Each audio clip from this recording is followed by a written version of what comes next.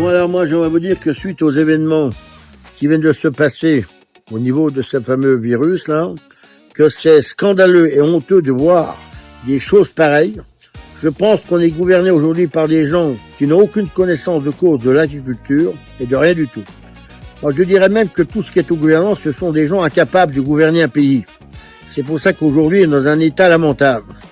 Cette histoire de vaches, eh bien, on n'occupe pas des troupeaux de vaches comme ça. On commence à éliminer celles qui sont malades, et après, on met sous quarantaine le troupeau et on surveille ce qui se passe. D'accord. Deuxièmement, abattre des vaches, que la viande est saine à l'envoyer d'acquérissage. Deuxième connerie.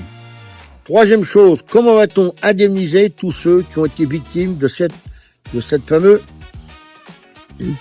mouche, soi-disant, qui a piqué ces vaches? Est-ce que l'État se rend compte du dégât? Ce jeune, aujourd'hui, Dufresne, qui a perdu tout son troupeau. Est-ce que vous imaginez à sa place?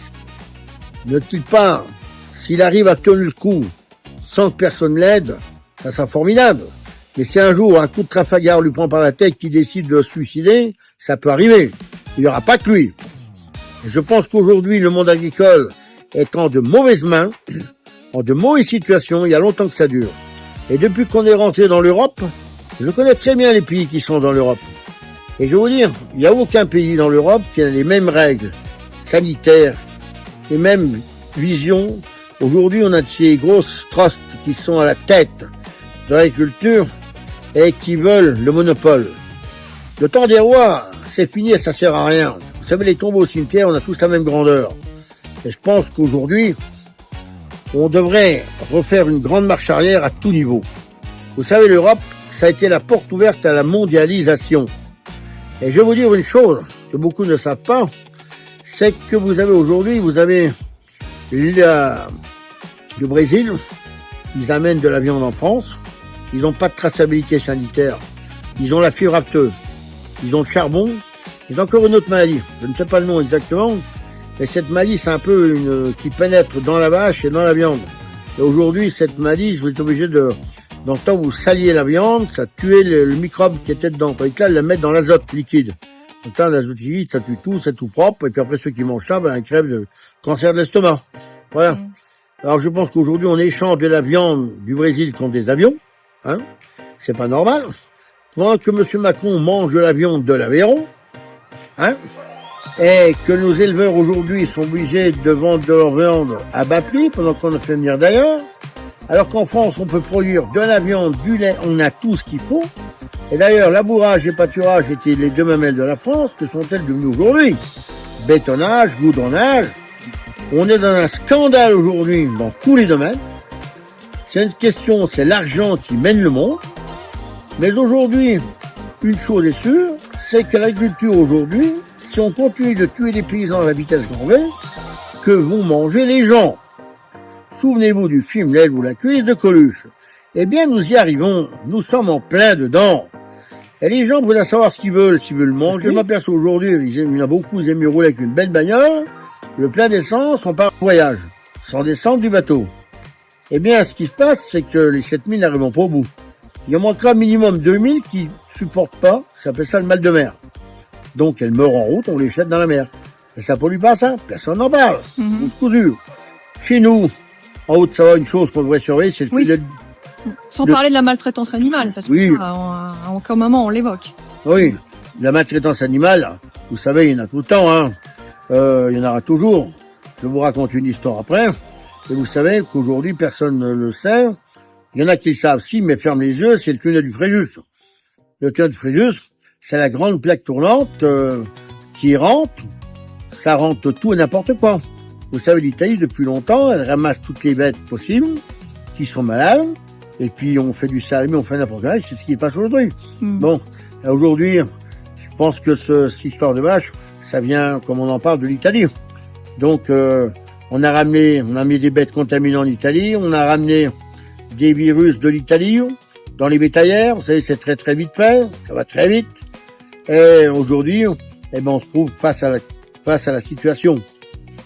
Oui, une situation d'ailleurs qui étonne parce que finalement on trouve des bêtes malades qu'en Savoie, en pays de Savoie, c'est-à-dire. Voilà. Donc c'est que là-bas il y a eu une histoire de vache, une histoire de transport avec des animaux, je pense à mon avis, qui est des animaux qui étaient pas sains et qui ont contaminé le secteur. Bon, heureusement, ça s'est arrêté là encore. Parce que si on ne sait pas ce que ça va donner dans les semaines qui viennent, si ça a évolué ou ça va s'arrêter. Voilà.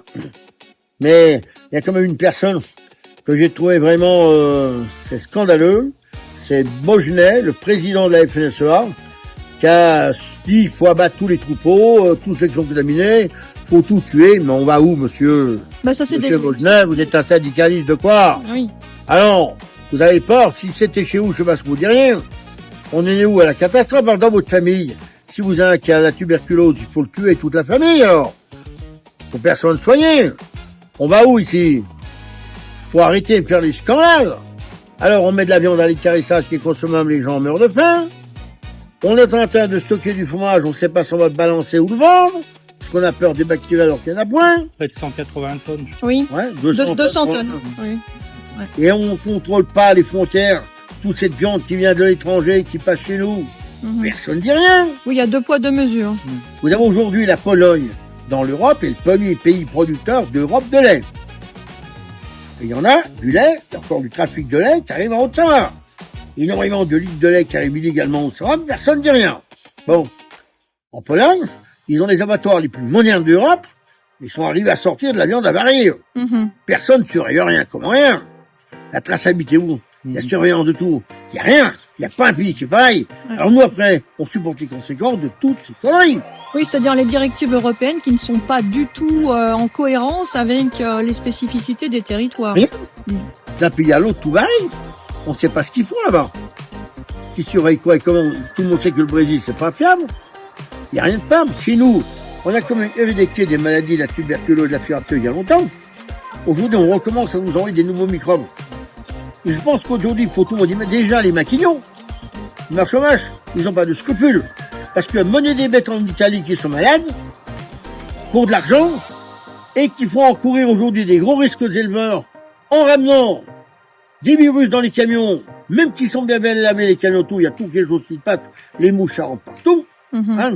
Alors je pense qu'aujourd'hui, tout le monde y met du sien, les marchands de bestiaux qui arrêtent leurs conneries, l'État qui surveille davantage tous le transhumance où ça passe dans tous les pays de l'Europe, qu'il y a une surveillance accrue, qu'on arrête toutes ces conneries, et vous verrez, il n'y aura plus de problème.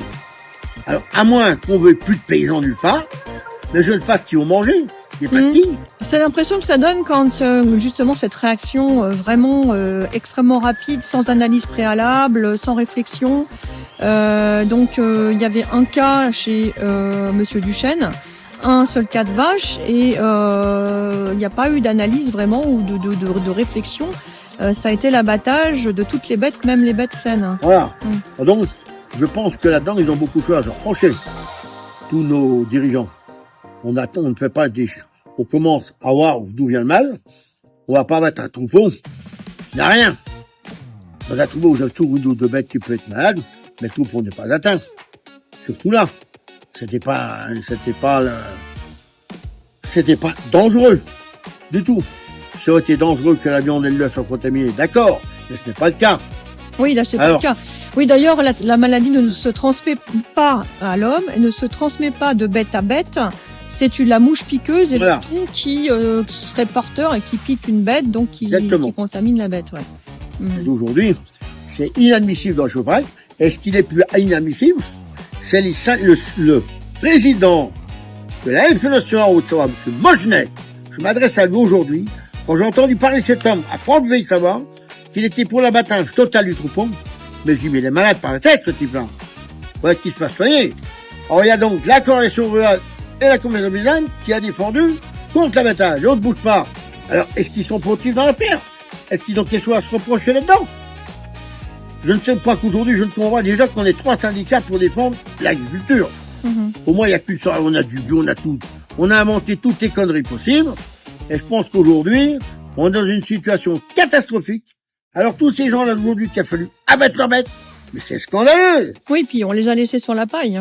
Et on les laisse là à crever comme si, non, on a été prendre leurs bestioles, leurs cheptaines là. Non mais attendez, on a eu un cas il y a 2 ans à La Roche-au-Foron, à cause de tuberculose, à cause des bouquetins. Là, les écologistes, ils ont réussi à arrêter l'abattage des bouquetins qui étaient malades. La préfecture n'a pas bougé. Donc il a fallu abattre 230 bêtes qui n'avaient rien. Et les bouquetins, ils sont toujours là. On n'a pas tout abattu. Oui, alors ils vont pourquoi continuer de contaminer. Oui. Alors ça veut dire que les écolos, ils sont plus forts que l'autre.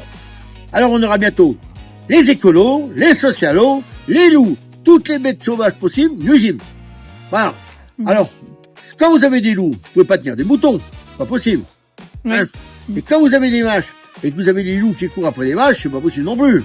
Bon. On va cohabiter avec ces bêtes-là.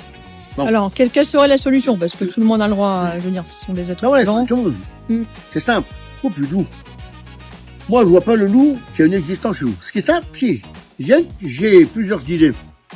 Donc, les loups, ceux qui aiment le loup, c'est simple. On peut leur faire des parcs d'attraction pour loups. Il y a peu de choses en France qui sont un peu déserts. Vous avez dans le canton partout, il y a des zones désertes. Eh ben, qu'on parque ces zones, parquées électriquement, comme il faut, et qu'on mette toutes les bêtes sauvages dedans, avec des écolos. On va les mettre dans la poêle avec une paire de lunettes.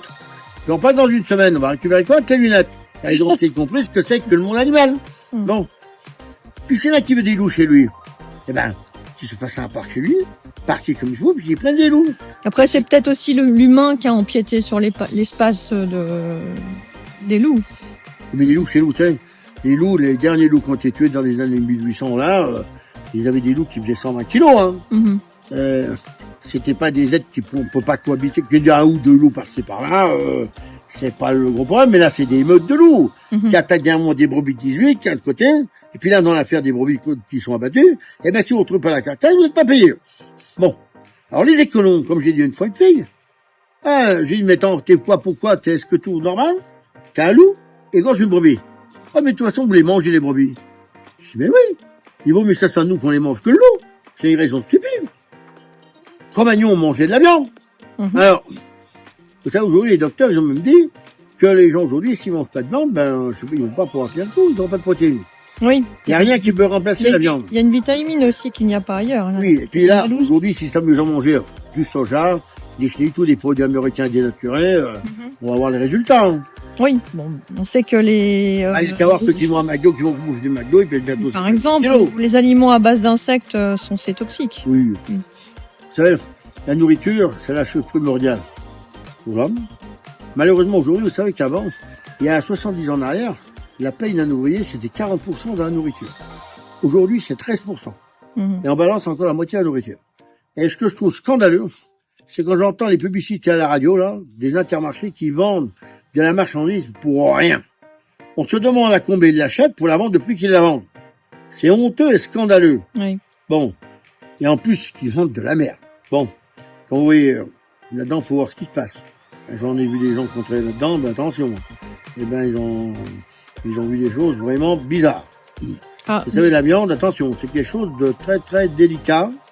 Et aujourd'hui, si vous avez par exemple, le cochon, un cochon, si vous mangez du cochon qui n'est pas cuit, vous risquez de choper beaucoup de choses.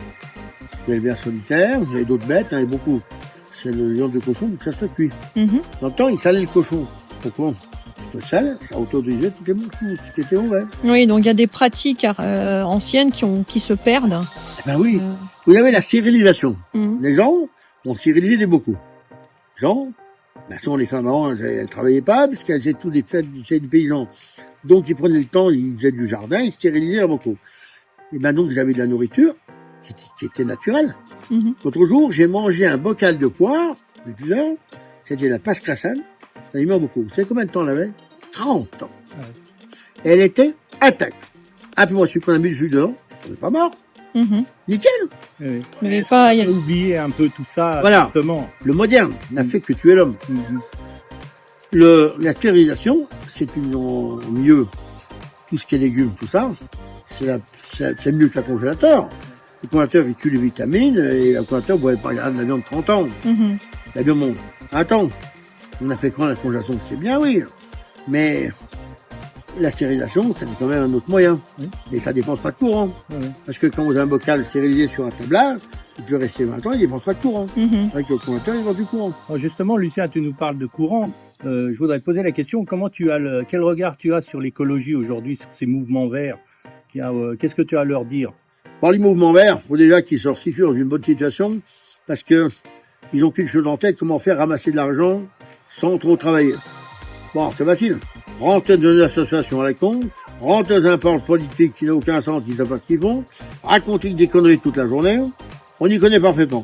Alors si vous êtes né pour faire ça, ben faut rester chez vous. Ouais, parce que Bon. souvent, ils critiquent les agriculteurs. Oh ben oui, donc il y en a une qui a dit qu'elle n'avait rien à foutre des paysans, mais vous savoir ce que vous voulez les écolos. Ouais. Vous voulez quoi? Vous voulez vous promener dans la nature? Mais il faut que les loups ne mangent pas assez, personne. Faut dire qu'ils mangent un homme politique. Faut dire qu'ils mangent le gamin d'un homme politique pour qu'ils comprennent ce que c'est qu'une bête sauvage. Ouais. Une bête sauvage, elle ne regarde pas si vous êtes de droite, que de gauche, vous êtes riche ou pauvre. Il a faim, le loup, il mange. Mhm. Voilà. Il n'a pas de parti. Aujourd'hui, les gens, on les a abrutis déjà avec la télévision et Internet. Mhm. Voilà. Ils sont là. Avant, c'était l'école primaire. Les gens apprenaient à 12 ans. Ils savaient lire, écrire, compter et écrire et calculer Oui. mentalement. Alors que là, Ça peut aujourd'hui. En conséquence, 6 millions qui arrivent en ça, ils savent plus où ils en sont. mhm. Les fils de paysans, c'était des gens, des gamins qui apprenaient à travailler de leur plus jeune âge. Ils faisaient tout. Donc après, quand il y a eu l'évolution agriculture, c'est qu'il y a beaucoup de petites fermes qui ont disparu. Mais ces gens qui sont partis dans le milieu ouvrier étaient des très bons ouvriers. Ils n'avaient pas fait des grandes études. Mhm. Ils avaient travaillé avec leurs mains. Et la puissance d'un homme, j'ai toujours dit, c'est le travail. Un homme qui n'a jamais respecté 10 doigts, ce n'est rien. Ouais, mais ils savaient compter et écrire et il n'y avait pas de Tout. faute d'orthographe. Ils avaient des textes, Ça fait- ils avaient des lettres, c'était fait. Mhm. Mettons, avec des portables, des SMS, je sais pas ce que ça veut dire, on sont passés du chinois. Qui de mieux que la filière agricole ou les paysans pour parler de la terre aujourd'hui? Qu'est-ce que tu aurais à nous dire, Lucien, si aujourd'hui tu devais prendre une décision pour la filière agricole? Quelle serait-elle aujourd'hui? Comment tu agirais? Ben alors aujourd'hui, déjà, faut dire que nos syndicats agricoles aient une autre pensée. Déjà. Je vois beaucoup, on a 3 syndicats agricoles. Donc on voit aujourd'hui, donc la fédération et la FNSEA, ce sont pour des gros. On te voit comme juge d'aller abattre tous les troupeaux. La coalition rurale, pour moi, c'est celle qui sort le mieux aujourd'hui dans la bonne voie. Laquelle, vous dites? La coalition rurale. Oui, La coordination rurale. coordination paysanne, bon, Mhm. c'est un peu disons, il y a beaucoup d'écolos qui croient au miracle, qui vont prendre une ferme, qui avec 3 hectares, ils vont vivre, alors que c'est pas possible, qui sont contre le désherbant, le Roundup et tout. Bien, mais vous savez que il y a des choses au niveau du désherbant, qu'on sera obligé de tout se servir, pour désherber les céréales, le Roundup, pour obliger un peu, mais bon, faut pas mettre les notions, mais ça y crée la pollution. C'est une petite pollution. Mais, ceux qui traitent pas, ceux qui font du bio, ils peuvent avoir de graves maladies. Parce que vous avez des maladies qui se propagent dans du bio, qu'un jour ou l'autre, il faudra trouver des produits hyper toxiques pour les détruire. C'est ça le C'est problème. un cercle vicieux. Voilà. Par contre. Vous savez qu'avant, quand ils plantaient des arbres, les bergers, c'était par varie. Il fallait à peu près 80 arbres. Ils ont fait une expérience en Suisse. 80 dans un berger, vous avez un prunier, un poirier, un noyer, posé de telle différence tout, qu'avec les pucerons vecteurs d'un arbre à l'autre, les pucerons mangeaient l'autre, et ainsi de suite. Il n'y a pas de maladie. Aujourd'hui, vous avez des cultures industrielles. Vous avez 15 hectares de golden et d'autres. Le puceron se met là-dedans, c'est tout foutu. Mhm. Vous êtes obligé de tout traiter. Alors ça fait la puissance du pont de Mour, et toute la Bavière, là, et vendez-moi de la merde. Ça, bon, il y a des trucs de désherbant qui sont utiles, mais à dose, en bonne dose, ne pas traiter, ça peut créer des maladies, un jour ou l'autre. Il faut un équilibre. Mhm. Et qu'est-ce que vous pensez des grosses exploitations, justement? Est-ce que... Vous savez, il y a toujours eu des grosses exploitations. Mais aujourd'hui, on a tué le modèle paysan Mhm. pour faire le modèle des coq-cots, je fais ça. Oui. Où tout le monde travaille là-dedans, connaît rien, fait n'importe quoi, n'importe comment. Quand vous avez 400 vaches et 2 bonhommes, comment on y arrive? Aujourd'hui, vous mettez des robots pour traire. Mhm. Bien. Le robot, c'est une surveillance. Le robot, c'est pas un homme. Parce que quand vous avez le robot, ben, vous êtes au milieu des champs, vous appelez le robot, la vache est tombée dans le robot, il y a un problème, ça arrive sans arrêt, c'est pas à 100%. Et les coûts du robot, quoi ça coûte? Ça coûte plus cher. 2 robots coûtent plus cher que de payer un ouvrier. Oui. Bon, il peut faire autre chose à côté. Et le robot, il n'y a pas été au bout de 5 ans, vous savez, pour le remplacer, ils leur font, je connais ça. Et vous croyez que le lait est si bon dans le robot? Non. Aujourd'hui, vous avez plus le lait d'avant, plus le fromage d'avant. Avant, on a eu le fromage qui avait le goût de la noisette. On avait en Haute-Savoie 500 fruitières. Autant savoir. Et vous savez, il y a 70 ans en arrière, les 2 Savoies réunis, on était le premier pays producteur d'Europe de cochons. Chaque commune avait une ou plusieurs fruitières. Bon, où là, on fabriquait du bon lait. Il y avait du bon lait, il y avait la bonne fabrication. Parce que c'était fabriqué artisanalement. Oui. Le lait, il fallait le mettre à la fruitière dans l'heure qui suivait la traite. Ça s'est perdu. On a tout détruit. Vous voulez détruire le lait aujourd'hui, c'est de la pâte à modeler. On le tue, on le lave, on le rancemente, on met des molécules de goût, et vas-y, bouffe-moi ça. Alors Lucien, tu nous parlais de la Savoie, justement, c'est en adéquation avec notre média. Je voulais savoir ce que tu penses de la souveraineté alimentaire, sachant que tu nous disais il y a un instant que la Savoie était le plus gros producteur. Je pense qu'aujourd'hui, on a perdu beaucoup. Comment tu verrais une souveraineté alimentaire toi aujourd'hui? Ben, on dit là, on aurait dû prendre le modèle chez les Suisses.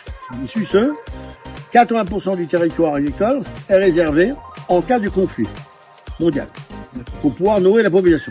Chez nous, Oui. le malheur de chez nous, c'est qu'on bétonne la terre. On a quasiment 500 hectares de terre par an qui partent autoroute, construction. Ah oui, 500 hectares. Voilà. hein. Si on Voilà. C'est énorme, oui. Oui, Énorme. particulièrement ici. Les 10 départements de Haute-Savoie, on est en train de massacrer la Haute-Savoie. Alors quand j'entends tous ces médias qui font de la pub pour les touristes, arrêtez amis les touristes, c'est plus des touristes, c'est des terroristes de la nature. Ils sont en train de détruire la nature. On leur donne des VTT avec des électriques. Ils vont déranger la faune sauvage la nuit. Ils vont déranger les bêtes qui vivent à l'état sauvage. Mais laissez ces bêtes tranquilles. Il y en a qui vont louer des toiles de tente pour aller voir les loups. Ils dérangent les troupeaux. On met des patous, le pas pour protéger les gens, ils attaquent en tribunal parce que le patou les a mordus. Mais on en est où? On en finira jamais de cette histoire. Bon, les loups n'ont rien à faire là. Les vaches a tout été à leur place dans les montagnes avec les moutons. Puis les touristes, ben, s'ils sont pas contents, ils retournent chez eux. Il y a des règles à respecter. C'est pas eux qui ont imposé leur machin. Quand on voit sa poubelle qui mettent sur les routes, ils balancent de la merde de partout. Hein. Ils n'ont aucun respect de rien. Ça, c'est la première chose. Déjà, quand vous arrivez dans un pays, il y a beaucoup d'étrangers en Haute-Savoie qui viennent des Anglais de tous les côtés. Eh ben, ces gens-là, ils n'ont pas de règles. Ils n'en ont rien à foutre. Ils sont là complètement, il y a qu'à voir dans les refuges, dans les cafés, vous avez qu'à voir sous le Mont Blanc. Oui. C'est une catastrophe. Aucun respect, oui, c'est vrai que c'est. Rien du tout. c'est Le saccagé. tourisme, Ouais. on a été pour l'argent. Allez, vous avez un équilibre. Moi, j'ai en Alsace, la beau fête de Noël, il y a 15 ans en arrière, il n'y a rien à chez nous. Ils ont le système allemand, c'est droit, propre, nickel, chrome. Les fêtes de Noël là-bas, ça dure 3 semaines, il n'y a rien qui traîne par terre. Rien. Pas de bagarre, parce que ils ont toujours l'esprit allemand. Et droit, propre, net. Chez nous, on avait un peu ce même genre d'État savoisien, on était rond. Oui. On était un État, pour ceux qui l'ont oublié, on avait une certaine puissance. Cette puissance, on nous l'a volée. Justement, Lucien, tout à l'heure, tu nous parlais hors caméra de la Savoie. Apparemment, tu es assez fourni historiquement et connais bien l'histoire. Tu nous as raconté une petite anecdote qui était très intéressante. J'aimerais que tu nous parles un petit peu à nous, en tant que média de Savoie, de cette période dont tu parles si bien. Bah, la période de la Savoie, c'est pas si vieux que ça. 1860. Le 24 mars 1860, on a annexé la France à la Savoie par force. On a fait des faux bulletins, oui, alors que c'était non. Si vous étiez non, on vous tuait. Donc, on a poussé les Savoyards à devenir français, contre eux. Et dans cette histoire, on avait Napoléon Bonaparte, qui a fait de belles choses quand il est arrivé en France. Vous connaissez l'histoire de Napoléon, j'ai tous des livres. J'arrive, il a au moins 150 ans sous Napoléon. Eh bien, Napoléon, si on n'avait pas eu Napoléon, la France existerait depuis longtemps. Il a quand même créé le droit de douane, le baccalauréat, tous les systèmes, il a créé le franc, il a fait les asiles, il a fait énormément de choses. Le temps des rois, c'était la décadence, il n'y avait même pas rien à écrire. Eh bien, c'était un grand homme. Bon, il a voulu aller trop loin, conquérir les Russes, comme un peu Macron veut conquérir Poutine aujourd'hui, il n'y arrivera pas. trop gourmand, mais il avait fait des belles choses envers la Savoie. C'est-à-dire, quand il y a eu l'élection de la Savoie à la France, il y a eu des conventions de passé avec Genève. C'est-à-dire que nous, les Savoyards, en cas de guerre, on n'avait rien à faire à la guerre. Or, la guerre de 14, l'État français nous envoyait au casse-pipe en première ligne, alors qu'il y avait des conventions signées Napoléon Bonaparte envers Genève. On n'a jamais respecté ces conventions, et donc nous avons fait, on a été à la guerre, 22 000 morts, voilà, sous l'ensemble français, sous l'ensemble de la Haute-Savoie. C'était essentiellement des paysans, des factures, des familles de droit, 4 enfants décimés, pour rien. Hein, d'accord, les monuments morts. Et à tout à cause de quoi? De la religion et de la politique. Oui, d'ailleurs, toutes les guerres que vous avez sont issues de la religion et de la politique. Nous, on a divisé l'État en 1905 pour faire la guerre de 14. Les curés ont porté leur son Allemagne pour préparer la guerre. Il y a 8 ans que la guerre était prête, ils ne savaient pas comment pour aller faire pour la déclarer. On a trouvé le prétexte du tsar à Sarajevo. Voilà. Et vous savez qu'il y a une autre chose qu'ils n'ont jamais parlé, c'est que la veille de l'armistice, les Allemands savaient qu'ils étaient perdus. Vous savez ce qu'ils ont fait? Ils ont tué 9000 Français. Ça, j'ai vu dans un journal écrit 9000 Français pour se venger. Bon. Et pour dire dans les guerres, il y a beaucoup de vengeances aussi, qui sont passées.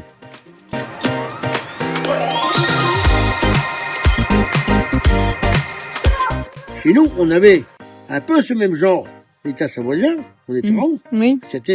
On était un État, pour ceux qui l'ont oublié, on avait une certaine puissance. Cette puissance, on nous l'a volée. Justement, Lucien, tout à l'heure, tu nous parlais hors caméra de la Savoie. Apparemment, tu es assez fourni historiquement et connais bien l'histoire. Tu nous as raconté une petite anecdote qui était très intéressante. J'aimerais que tu nous parles un petit peu à nous, en tant que média de Savoie, de cette période dont tu parles si bien. La période de la Savoie, je sais pas si vieux que ça, c'est 1860. Le 24 mars 1860, on a annexé la France à la Savoie par force. On a fait des faux bulletins, oui, alors c'était non. Si vous étiez non, on vous tuait. Donc, on a poussé les Savoyards à devenir français contre eux. Et dans cette histoire, on avait Napoléon Bonaparte qui a fait de belles choses quand il est arrivé en France. Vous connaissez l'histoire de Napoléon, j'ai tous les livres. J'arrive, il a au moins 150 ans sous Napoléon. Eh bien, Napoléon, si on n'avait pas eu Napoléon, la France existerait plus depuis longtemps. Il a quand même créé le droit de douane, le baccalauréat, tous les systèmes, il a créé le franc, il a fait les asiles, il a fait énormément de choses. Le temps des rois, c'était la décadence, il ne savait même pas y en écrire. Eh bien, c'était un grand homme. Bon, il a voulu aller trop loin, conquérir les Russes. On a un peu, Macron veut conquérir Poutine aujourd'hui, il n'y arrivera pas. Trop loin, mais il avait fait des belles choses envers la Savoie. C'est-à-dire, quand il y a eu l'élection de la Savoie à la France, il y a eu des conventions de passé avec Genève. C'est-à-dire que nous, les Savoyards, en cas de guerre, on n'avait rien à faire à la guerre. Or, la guerre de 14, l'État français nous envoyait au casse-pipe en première ligne, alors qu'il y avait des conventions signées Napoléon Bonaparte envers Genève. On n'a jamais respecté ces conventions, et donc nous avons fait, on a été à la guerre, 22 000 morts, voilà, sous l'ensemble français, sous l'ensemble de la Haute-Savoie. C'était essentiellement des paysans, des factures, des familles de droit, 4 enfants décimés, pour rien. Hein, d'accord, les monuments morts. Et à tout à cause de quoi? De la religion et de la politique. Oui, d'ailleurs, toutes les guerres que vous avez sont issues de la religion et de la politique. Nous, on a divisé l'État en 1905 pour faire la guerre de 14. Les curés ont porté leur son Allemagne pour préparer la guerre. Il y a 8 ans que la guerre était prête, ils ne savaient pas comment pour aller faire pour la déclarer. On a trouvé le prétexte du tsar à Sarajevo. Voilà. Et vous savez qu'il y a une autre chose qu'ils n'ont jamais parlé, c'est que la veille de l'armistice, les Allemands savaient qu'ils étaient perdus. Vous savez ce qu'ils ont fait? Ils ont tué 9000 Français. Ça, j'ai vu dans un journal écrit 9000 Français pour se venger. Bon. Et pour dire dans les guerres, il y a beaucoup de vengeances aussi, qui sont passées. Mais comme là, je pense que l'État aujourd'hui a envoyé au casse-pipe les Savoisiens, alors qu'on nous parle du génocide des Juifs, des Israéliens, de tout. D'accord? Mais on a oublié le génocide des Savoisiens. Voilà, là, il y a une intention punitive, parce que tu nous parlais tout à l'heure de 3 balles qui étaient réservées aux soldats savoisiens, voilà, qui sont partis, donc limités pour tenir une journée de combat. Donc voilà, c'était quand même intentionnel. Il fallait se débarrasser des Savoyards. Et la guerre de 14, vous savez qu'il y a eu énormément de gens qui n'ont plus à la guerre, qui ont été fusillés. Celui qui trouvait poser ses souliers, il le fusillait, considéré comme Ouais. déserteur. Alors qu'il n'aurait jamais dû y aller à la guerre. Mais non! On n'aurait jamais dû faire la guerre de 14. On était protégé par l'État de Genève sous les conventions de Napoléon. Oui. Et on peut s'attaquer là-dessus au niveau national, mondial. La guerre, qui veut la guerre contre Guillaume de Port, on l'a provoqué. Ils ont provoqué la guerre, c'est une histoire, parce que l'Alsace, l'Allemagne avait perdu l'Alsace et la Lorraine avec Napoléon, ils voulaient la récupérer. Ils sont pas arrivés.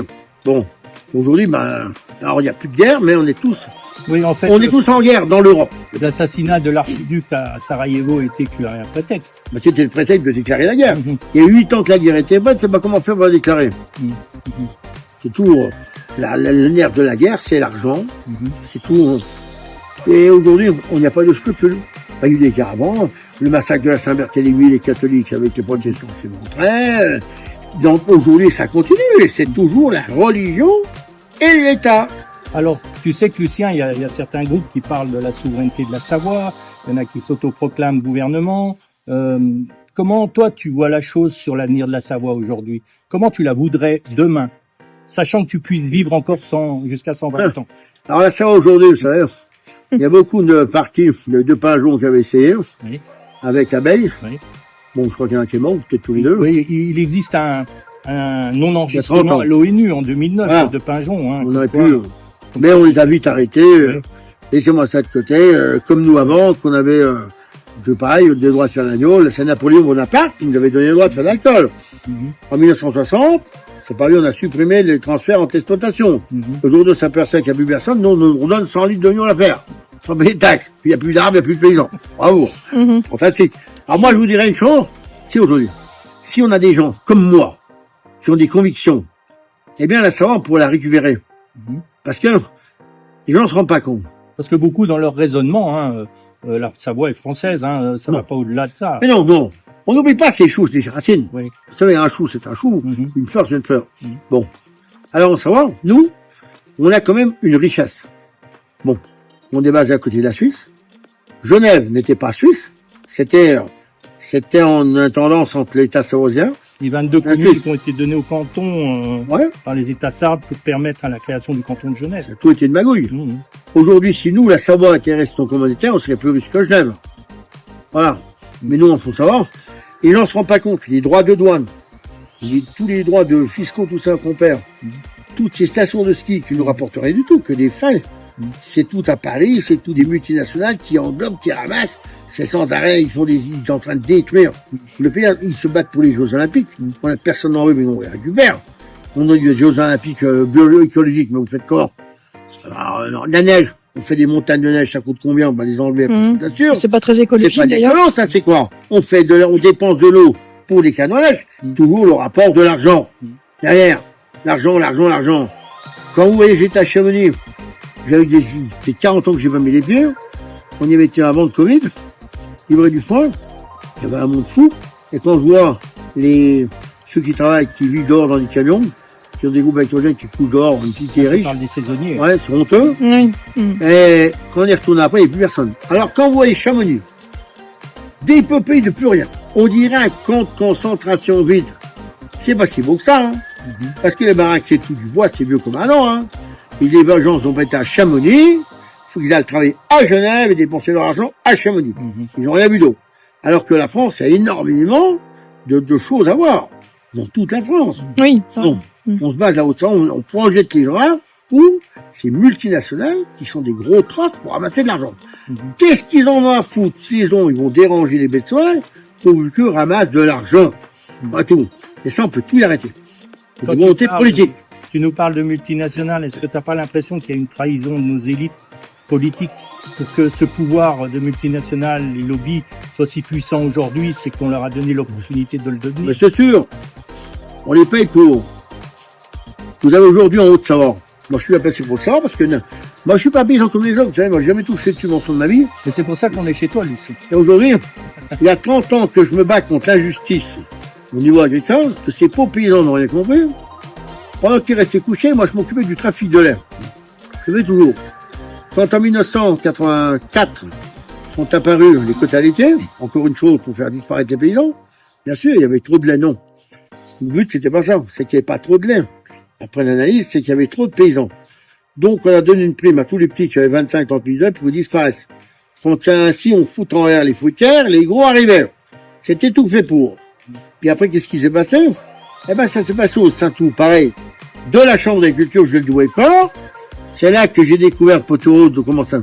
J'ai découvert la manipulation des quotas laitiers, là.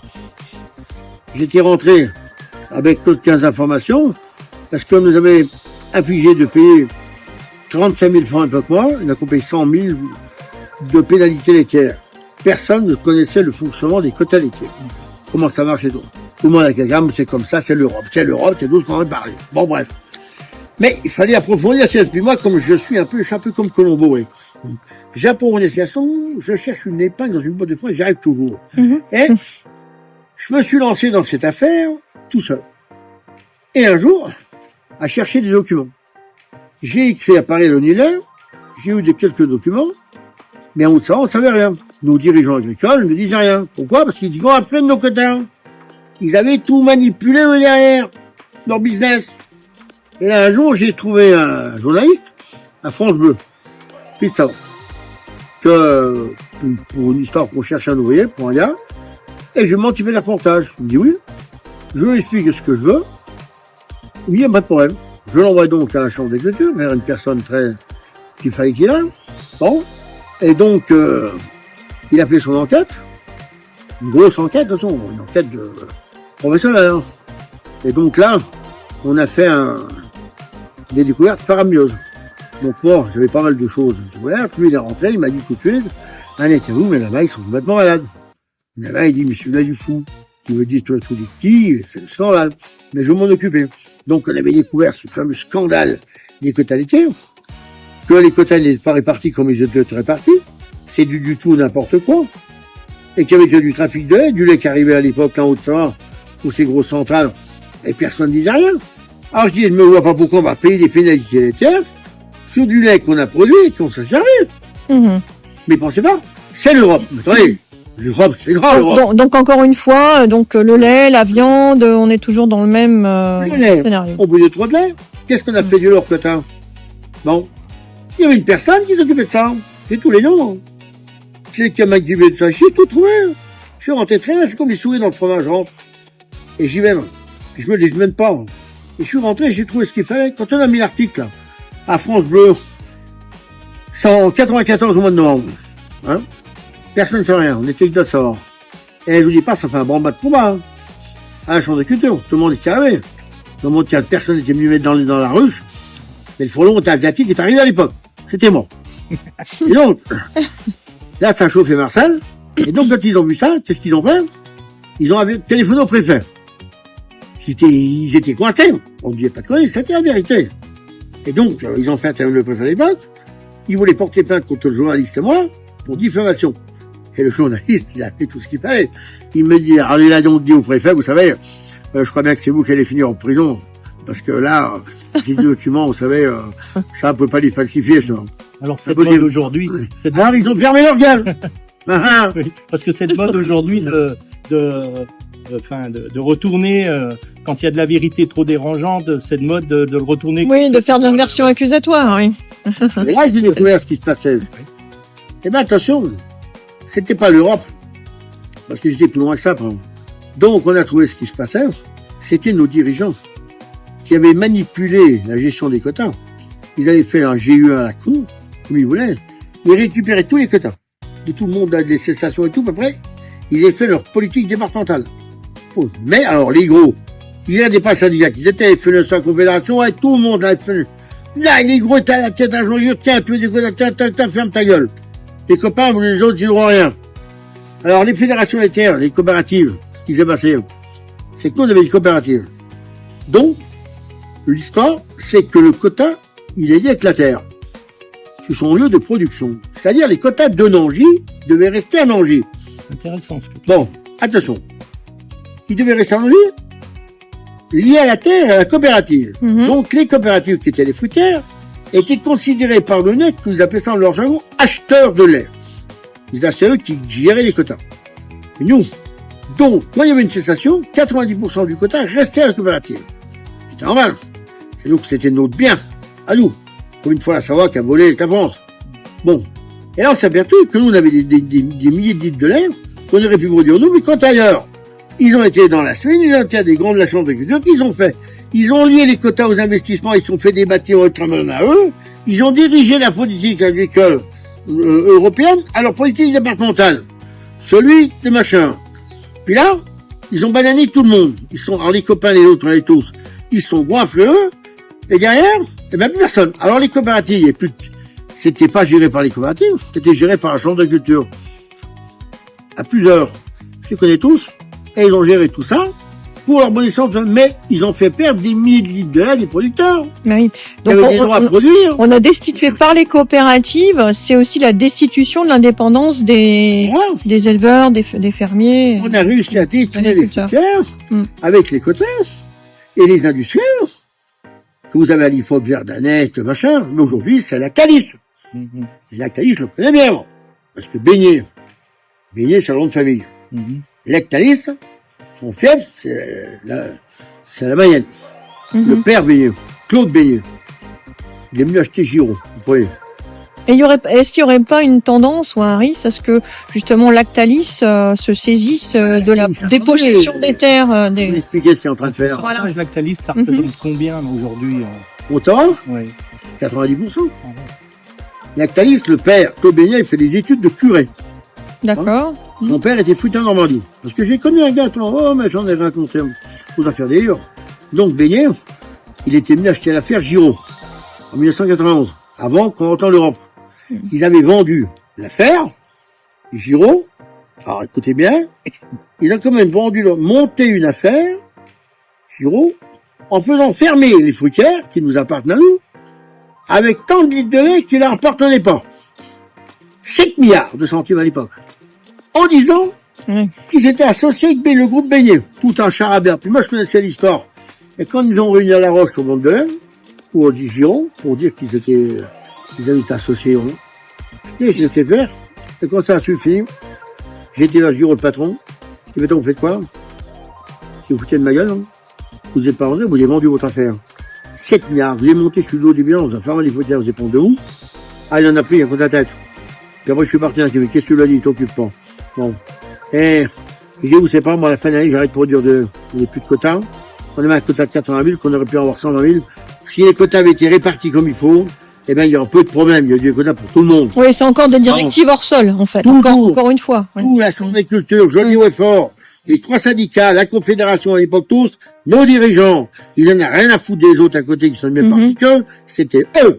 Donc on suit les directives européennes. D'ailleurs, on n'aurait jamais dû rentrer dans l'Europe. En fait, je parle de la France globalement.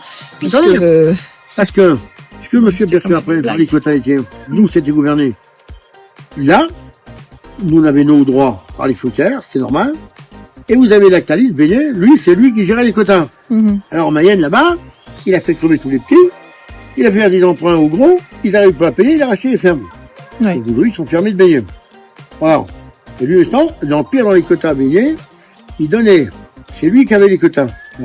Il gérait tout le business. Et donc, il donnait les producteurs à produire tant de lait, il leur autorisait un dépassement en fin de campagne, ou il rien, et puis il savait très bien qu'il avait payé. Donc les paysans, un an après, paf, Beignet représentait facture pénalité. Il a dit, mais attendez, on n'a pas de pénalité, vous dites que c'était, ou mais il y a les ont changé, machin. Un paysan 600 000 francs. Il a mis Beignet au tribunal, Beignet a perdu. J'ai le lac, j'ai tout. Et donc après, il a continué. On s'est aperçu qu'est-ce qu'ils faisaient. Pourquoi ils donnaient du lait à produire? Ils faisaient produire le paysan en plus, pourquoi? Parce que, ils savaient très bien ce qu'ils allaient récupérer derrière. C'est-à-dire, 50% des pénalités laitières étaient renversées à Beignet pour écouler le fromage qui est fabriqué avec du lait hors quota. Vous imaginez? On parle de vraie corruption. L'argent qu'il a gagné. Ouais, ça c'est du détournement. Ben oui. Il a fait crever des pays dans l'usine de Craindre. Pour une histoire, le jeune, il habite là à côté. Il a travaillé 3 ans là-bas dans l'usine. Il a déjà 25 ans. Il m'a dit, mais c'est des vrais truands, sur l'envie. Alors, il y avait un silo de lait. 100 tonnes de lait impropre à la consommation. Ça passe à nager le matin, vous mélangez le lait avec le machin. Bon, il est impossible, vous faites ce que je vous dis. Et ils l'ont mélangé. Ils ont oxygéné le lait pour faire plus de lait. Pour faire péter l'usine. Ils font que de la merde, de toute façon. tout. Aujourd'hui, ça arrive des milliers de litres de lait en Haute-Savoie. Bernay, c'est tout lui qu'il a. Il a racheté Bernay il y a 2 ans. Hein, là, c'est la grosse centrale qui tombe plein pot. Les camions sont sur l'autoroute, on les voit passer. Là, Samois, Ito, Frangy, tout il y a longtemps que ça existe. Bon. Mais les paysans, ils ferment les yeux pourquoi? Ils nous payent la chair, on dit rien. Vous allez laisser un truc qu'on va faire. Beignet aujourd'hui, il a 90% du territoire. Dans 3 ans, il a 100%. Ah. Et là, 100% du territoire, c'est lui qui va faire le prix. Comme il a fait, il met dans le lait, bam, en bas. Et lui, il va trouver un microbe dans celui qui lui résiste. Oui, donc ceci Ce fruitier-là, celui-là, je vous fais un microbe dans le lait, bam, terminé. C'est moi le mettre à bord. D'accord. Et je fais ce que je veux. Ok, Lucien, bah, écoute, Merci beaucoup. c'est passionnant. Merci, ouais. Mais c'est vrai, ce que tu dis est très intéressant. Juste un dernier mot pour finir en 1 minute.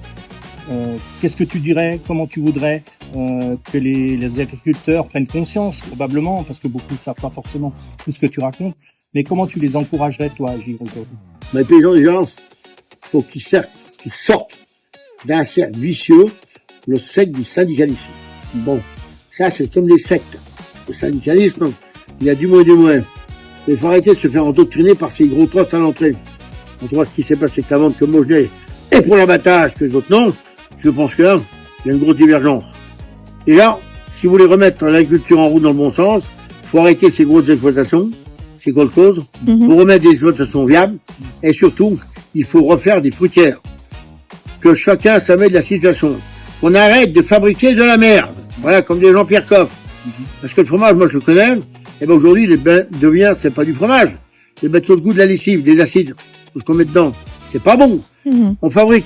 Quand vous avez du lait qui est brûlé dans une chaudière, il avait la flore, il avait tout. Aujourd'hui, il n'a plus rien. Et qu'on arrête de nourrir les vaches avec de la merde, ils foinent au mois d'avril. D'ailleurs, ils brûlent bientôt tous, ils ont tous rentré du foin qui est pas sec. Des vaches qui font 7, 8 000 litres de lait, mais arrêtez tout ça. Et puis arrêtez ces stabulations libres où les vaches sont dans la mer du matin au soir. Les vaches, elles ont des cornes. C'est un moyen d'amour. Ça, c'est une maltraitance animale de couper les cornes aux vaches. Oui. D'accord, c'est la beauté d'une vache. Ça fait comme nous, on n'a pas d'oreilles. On fait dire comment on peut mettre des lunettes. L'instinct de la bête. Vous avez des vaches qui n'ont pas de cornes, elles sont blotties les unes contre les autres. Une vache qui a une corne, elle peut arriver à un loup, n'importe quoi, ça prend, elle se défend. C'est comme les cloches autour des vaches. Eh ben, les cloches, ça fait un bruit, ça fait partir les serpents et toutes les bêtes. Bon, on est en train de détruire le bien-être animal, redonnons à la bête ce qu'elle a de nature. Bon, elle a une queue pour enlever les mouches, elle a des cornes pour se débarrasser de se gratter surtout, et les cornes, c'est la beauté d'une vache. Moi, je regarde les cornes avant la tétine. Voilà. Et vous avez notre race abondance, une vache. Vous avez là, à côté à Contamine, chez Missy à Contamine, là, et ben, ils ont des vaches avec des cornes, des abondancières. Des magnifiques cornes. Vous allez les voir au Frachet, ils sont en haut, ils ont un magnifique troupeau, que les vaches sont avec des cornes, attachées.